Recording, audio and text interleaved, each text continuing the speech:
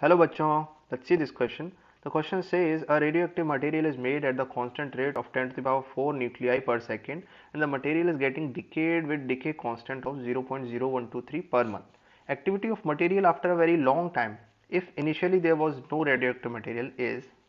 Now हमें पता है कि एक्टिविटी का एक फॉर्मूला होता है AT is equals to A naught e की पावर माइनस लैम्डा टी. एक फॉर्मूला और होता है which is AT equals to n lambda. Here lambda is decay constant, as नाम से ही पता चल रहा है कि ये कांस्टेंट है, तो AT is directly proportional to n.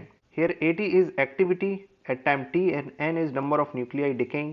Now note that activity by definition is disintegration of nucleus per second, so its unit is dps and this is just number of nuclei decaying or decayed.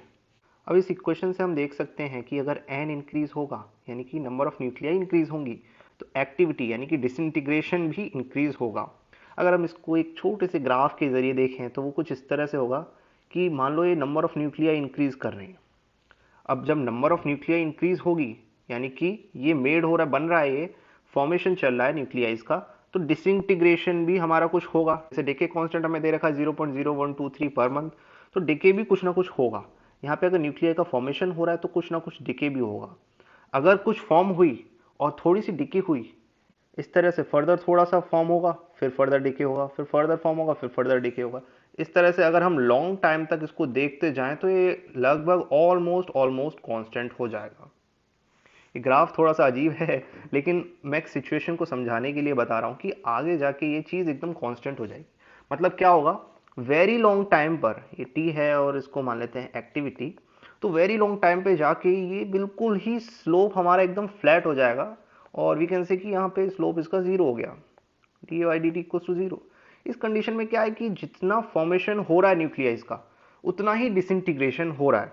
तो very long time पे हमें क्या significant देखने को मिल रहा है, वो ये कि जितनी न्यूक्लियाई फॉर्म हो रही हैं उतनी ही न्यूक्लियाई डिके हो रही हैं. तो हम क्या कह सकते हैं कि after a very long time activity is same as number of formation of nuclei which is 10 to the power 4. अब न्यूक्लियाई कितनी फॉर्म हो रही है, 10 to the power 4 nuclei per second, तो डिसइंटीग्रेट भी कितनी होंगी, 10 to the power 4 disintegration per second. That is our activity at very long time. So our final answer is C.